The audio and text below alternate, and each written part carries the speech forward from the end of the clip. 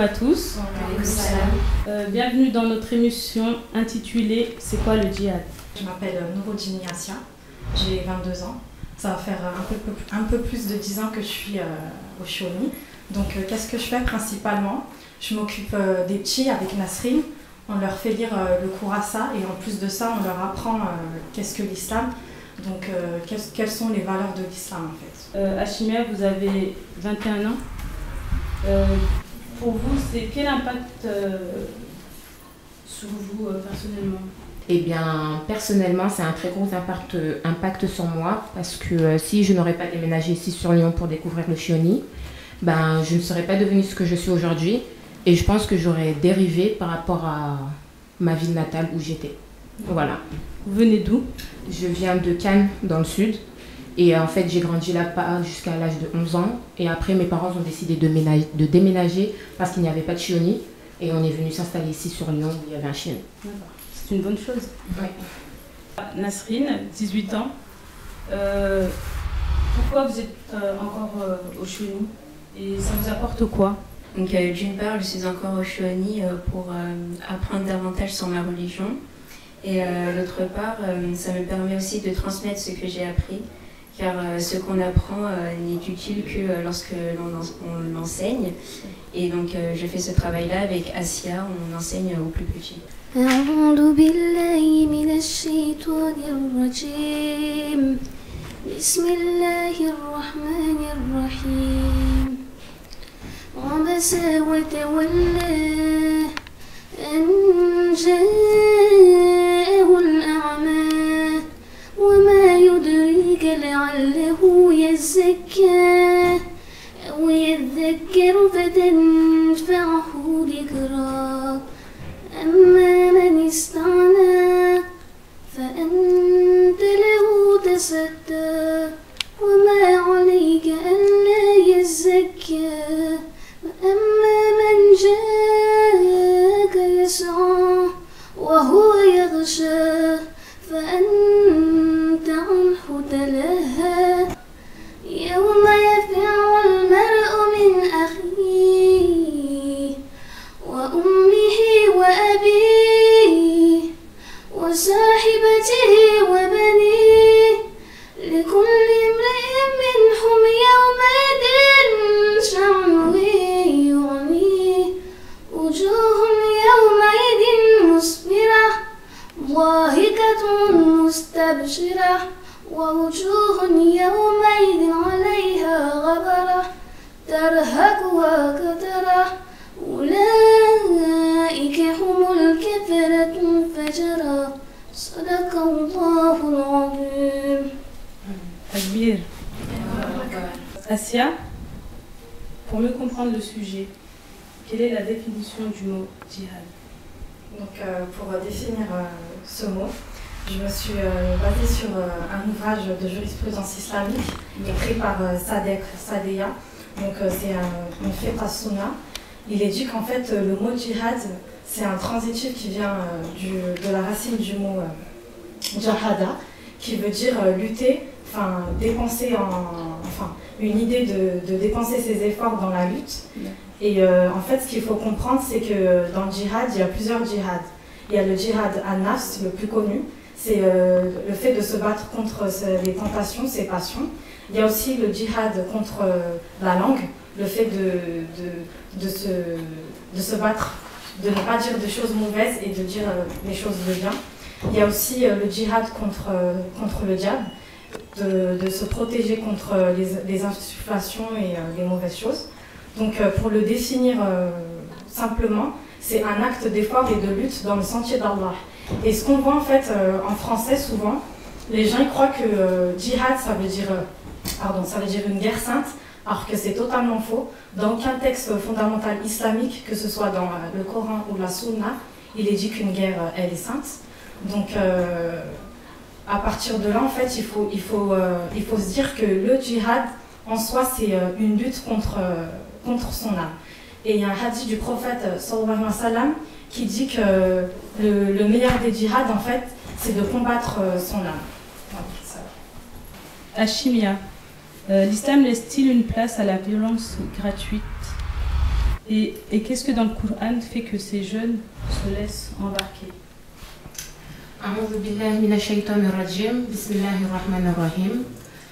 L'islam ne laisse aucune place à la violence gratuite.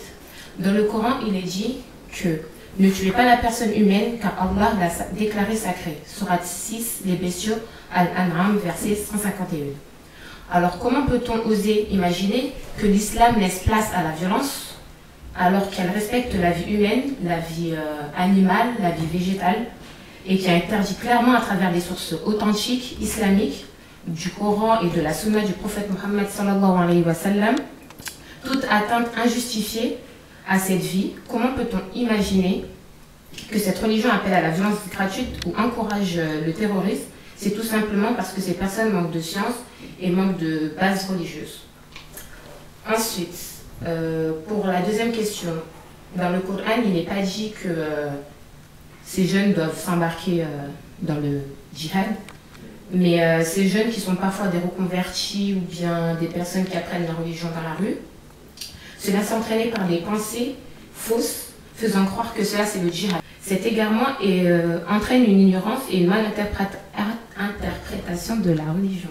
Or, l'islam c'est une religion qui impose la justice et qui interdit l'injustice, dont les valeurs s'invitent vers l'amitié et non à la haine, de la compassion et non à la division, vers une vie prospère et digne, de la paix et de la sécurité de tous. Donc, dans un hadith qui est dit, qu'Allah sallallahu alayhi wa sallam, man yuridillahu bihi khayran, le prophète sallallahu alayhi wa sallam a dit, quiconque Dieu veut de lui du bien, de l'amour et de l'appréciation, yufaqihu fi din, il lui apprend la religion. Wa man salaka tariqan yaltamisu fiha ilman, et celui qui prend un chemin à la recherche de la connaissance, salakallahu tariqan illa al-jannah, il lui accompagnera sur le chemin de la connaissance. Il faut donc être des exemples pour les jeunes et les orienter en fait vers des personnes qui connaissent vraiment la religion et qui connaissent vraiment la science religieuse. Assalamu alaikum. Nasrine, le djihad, la guerre sainte ordonnée au prophète, est-elle transposable aujourd'hui? Tout d'abord, le djihad, dans le sens de lutte armée, a été prescrit sur certaines conditions. La première condition est que les personnes ne doivent pas être combattues en raison de leurs croyances ou pour les obliger à accepter l'islam.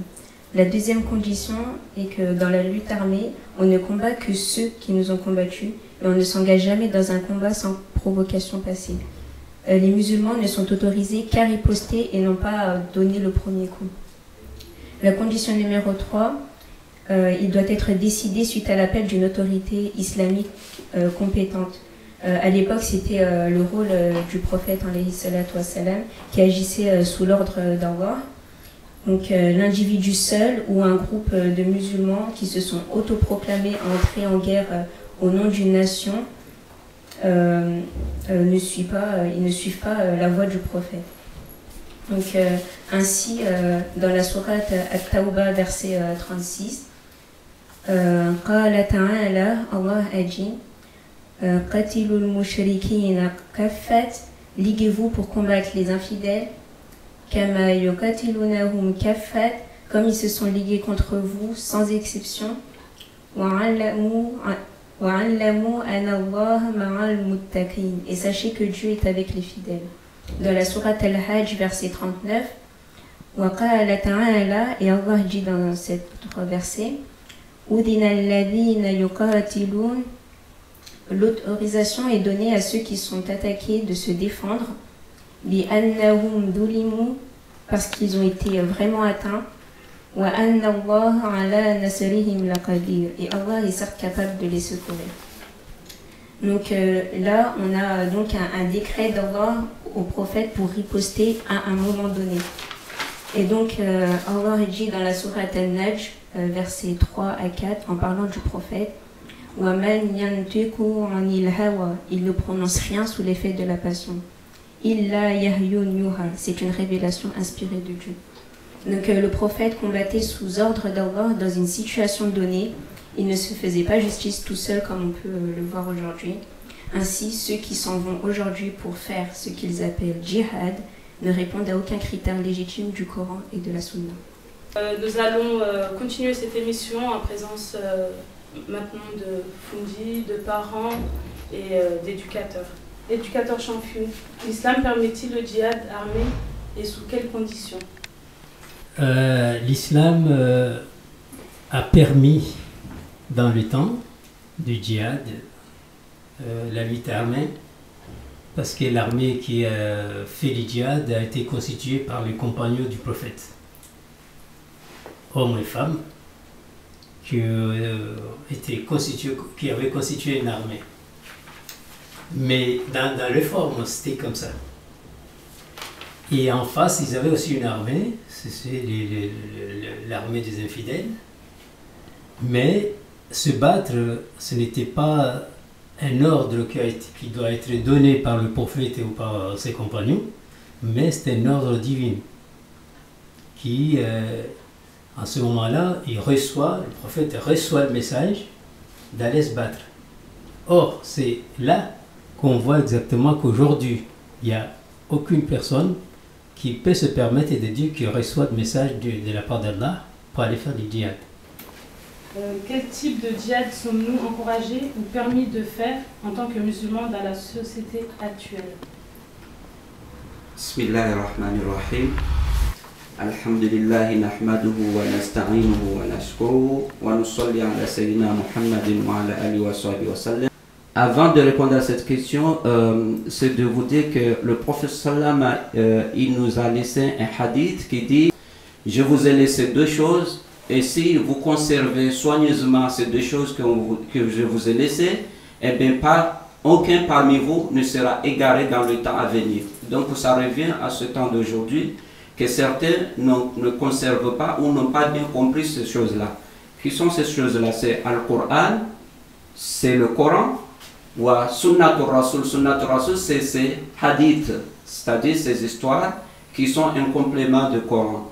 Donc le djihad aujourd'hui, comme il a été révélé dès le début de la naissance de l'islam, le djihad, on ne le trouve pas loin, on le trouve juste à côté des parents. Parce que dans le Coran, il a dit: nous avons imposé à l'homme, à l'être humain, de rendre bien, de traiter soigneusement ses parents.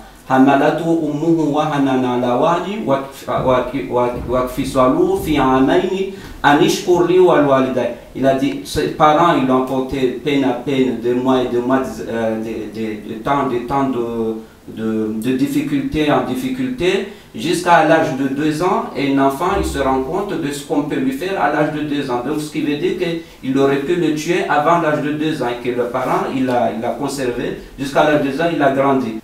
Dans un autre verset plus loin, Allah subhanahu wa ta'ala, il s'adresse aux musulmans, il dit: au moment où vous avez la conscience que Allah subhanahu wa ta'ala vous a donné là, vous a donné aussi physiquement la santé et tout ça, ne véhicule pas un mot équivalent de lettre F qui peut blesser vos parents, mais reste sur l'aide d'humilité et toujours demander à Allah subhanahu wa ta'ala de protéger le parent. Donc pour revenir le djihad, donc le prophète sallam, il nous a dit: Al-Jannatu tahta aqdamil ummahat.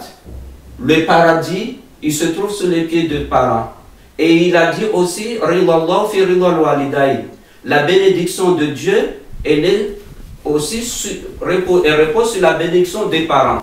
Donc c'est là où il y a le djihad qu'il va falloir aussi aller le chercher, le paradis, pas plus loin, mais plus à côté, tu as aussi le paradis envers tes parents. Nous allons continuer avec Latifa Ali Abdallah, 20 ans. Latifa, les enfants connaissent-ils vraiment le sens du djihad? Et le Shoni fait-il ce travail d'explication? Salam alaikum. Bismillahirrahmanirrahim. Donc oui, effectivement, au Shiouni, on essaye justement, on fait le plus possible pour que les enfants puissent savoir vraiment le sens du djihad. Donc en fait, quand des faits de ce genre se produisent, on prend l'habitude en fait de se consacrer du temps pour justement en discuter tous ensemble et pour que chacun donne son avis sur le sujet et son ressenti.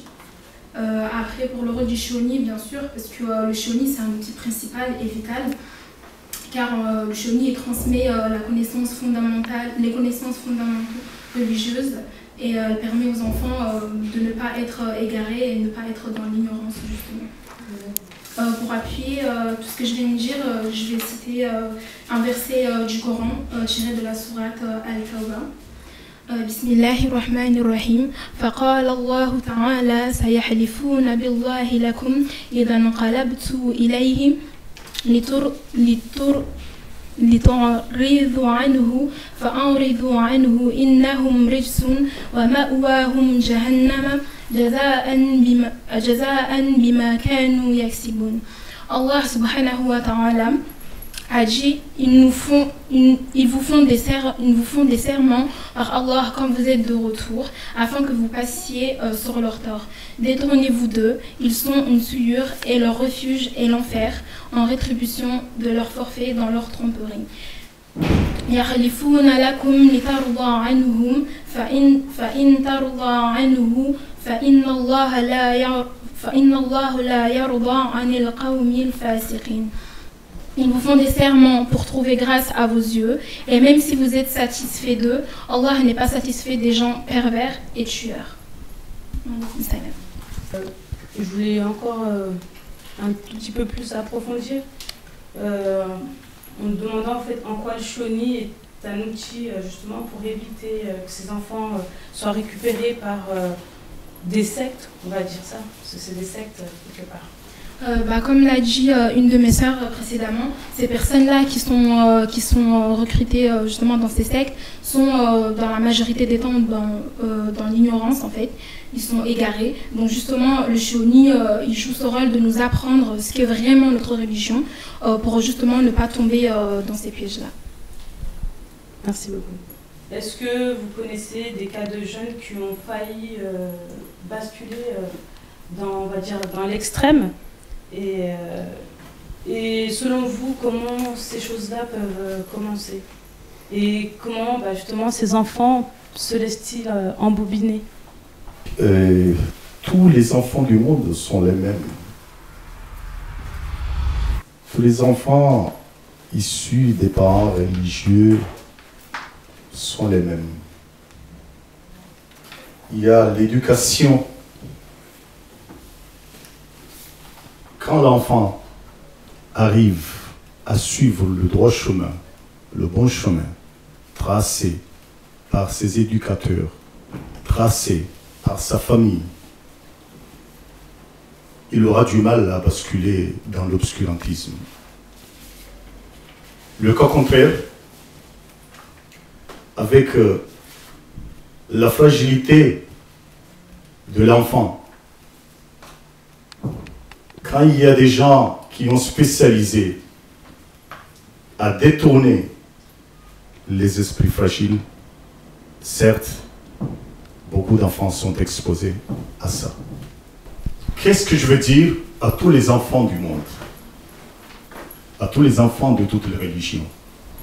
Un enfant, c'est un enfant. Un enfant n'est ni une machine à tuer. Un enfant n'est ni un instrument à utiliser comme on veut. Un enfant, c'est l'avenir de demain. Dans sa tête, il peut introduire les bonnes choses, suivre les bons exemples, comme nous aimerions tous étant parents ou éducateurs. Tous les enfants du monde doivent accepter qu'il y a des bonnes choses à copier dans la vie, qu'est d'aller se trouver dans l'esprit du mal, qu'est d'aller se trouver dans l'abîme, qu'est d'aller se trouver dans l'obscurantisme. Merci.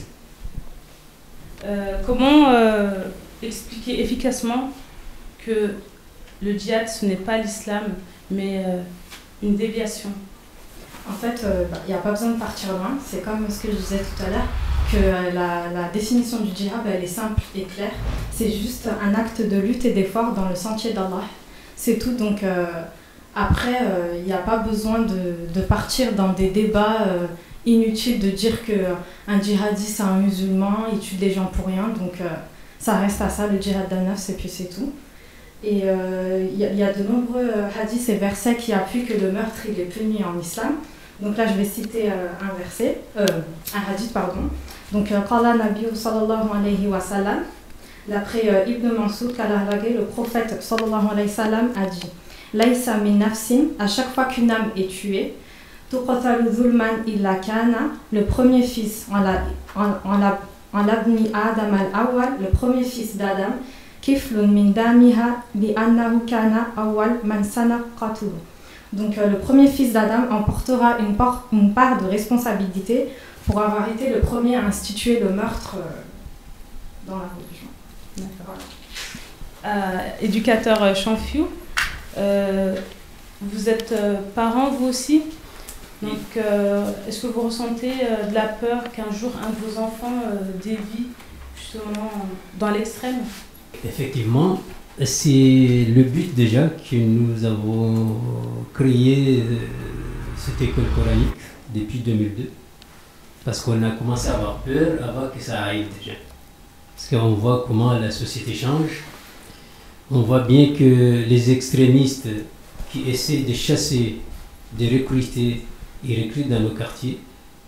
Bon, pour essayer de protéger nos enfants, il a fallu commencer déjà par prévoir déjà, essayer de les éduquer. Et on a pensé une autre forme d'une école coranique différemment de ce que les autres écoles coraniques ici font.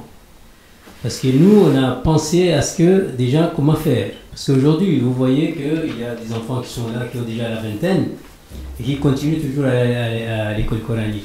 On peut se poser la question. C'est vrai ça. Et c'est quoi? Comment ils ont fait jusqu'à là? Qu'est-ce qui les attire aussi? Voilà, justement, c'est là où je vais en venir. C'est que nous, on a déjà pensé que l'enfant qui va à l'école française du lundi à vendredi, est-il possible que les samedis et les dimanches peut accepter d'aller à l'école coranique? On se posait déjà la question, nous éducateurs et les fous. Donc on se dit, bon oui, à un certain âge, oui, 3 ans, 4 ans, voire 5 ans, on peut forcer l'enfant à y aller. Mais au-delà, il va refuser. Donc qu'est-ce qu'il faut faire? On a eu l'idée de commencer à faire les cassudats. Parce qu'on fait les cassudats, les enfants, quand un enfant il est là pour jouer, quand on le fait jouer un petit peu, comme c'est quelque chose qu'il va découvrir, ça va le motiver. C'est l'élément moteur. Comment le Shoni peut-il être plus efficace justement dans la sensibilisation sur ce phénomène? Assalamu alaikum wa rahmatullahi wa barakatuh. Bismillahirrahmanirrahim. Bonjour d'abord. C'est que l'efficacité du Shioni est un mot noble qui joue dans les deux sens, entre le parent et l'éducateur. Et il faut savoir que le premier des centres scolaires, des centres éducatifs, c'est le milieu familial. Quand le père et la mère coopèrent à 90%, pour ne pas dire 100%, le Fundi arrive à poser sa pierre d'éducation. Les élèves arrivent à s'en sortir à bien, dans le bon sens, quand ils arrivent à s'en sortir chez eux. Quand ils arrivent à la maison, ils trouvent de quoi manger, ils trouvent un père et une mère qui leur disent que demain vous devez aller au Shioni, demain qu'est-ce que vous avez fait et qu'est-ce que vous allez faire. Donc, une fois l'enfant arrive au Shioni, il arrive dans le bon sens et il arrive à s'en sortir. Mais une fois, le circuit est partagé entre la famille et le Fundi, c'est là où il y a le danger, parce que l'enfant il va au Shioni quand il veut, il se lève quand il veut, des fois il sort, il arrive à tromper la maman en disant je vais au Shioni, surtout à Belcourt. Mais quand il y a la surveillance de la famille et l'enfant lui-même respecte ce que mes collègues l'ont annoncé, comme quoi le respect des parents est le moteur de l'éducation. Bon, on va finir par vous, Fondjibé. Est-ce que vous connaissez des cas de jeunes qui ont failli dévier et tomber dans l'extrême? Et comment cela a commencé? Oui, j'en ai connu un et qui faisait parmi de mes élèves, d'ailleurs. Au début, avant d'acquérir une connaissance, comment je préparais à lui soumettre, moi j'ai un niveau d'exigence dans mon école, c'est que je relève les absences et le retard. Donc au fur et à mesure, j'ai remarqué cet élève-là, il a eu 2 week-ends qu'il était absent. Donc j'ai anticipé, je l'ai convoqué personnellement pour échanger. Déjà, savoir le pourquoi il était absent. Et au fur et à mesure, il m'a appris qu'il était absent le week-end parce qu'il faisait une tournée Valence, Montélimar. Et bien j'ai reposé la question de manière beaucoup plus calme, avec qui? Donc au moment, il m'a soulevé avec des personnes pour faire le dawa. Le dawa, c'est-à-dire, c'est de faire connaître la religion. Donc moi je lui ai tout de suite pris avec intelligence, je lui ai cité juste un verset coranique, je lui ai dit, écoute, il y a un verset coranique qui a dit wa minan nasi man yaqulu amanna billahi wa bil yawmil akhir. Il y a parmi eux des gens qui disent qu'on croit à l'islam et à Dieu et le jour de la résurrection wa ma hum bi mu'minin, et pourtant réellement ils ne croient pas. Ils sont en train de tromper Allah subhanahu wa ta'ala et les croyants.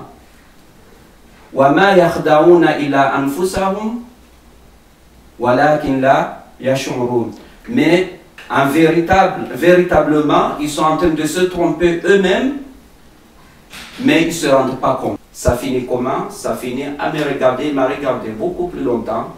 Et il est revenu au Chioni. Aujourd'hui, alhamdulillah, on l'a sauvé, il est marié, il a un enfant, il est resté au Chioni.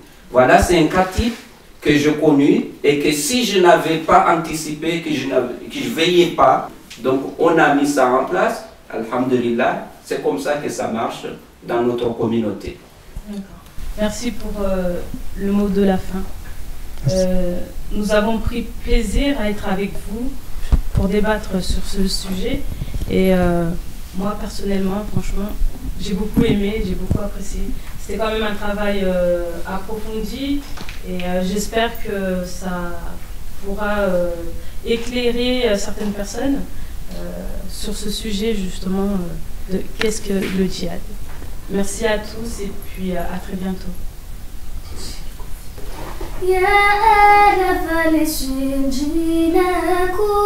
من الفلا المجد الأعلى يا آل فلسطين جيناكم من الفلا المجد الأعلى فاستمسكوا بهلاسنا فاستمسكوا بهلاسنا فاستمسكوا بهلاسنا فاستمسكوا بهلاسنا الله الله الله الله الله الله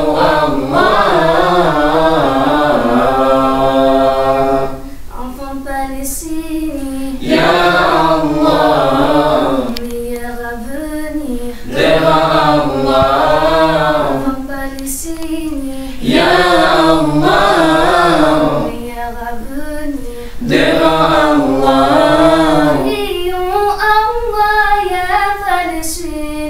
Muhammad est là pour soutenir. Prions Allah ya Palestine. Muhammad est là pour soutenir. Allah ya Allah. Allah ya Allah.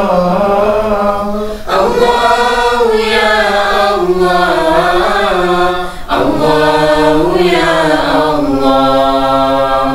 الله يا الله أنت ربي يا الله لا إله إلا الله أنت ربي يا الله Allah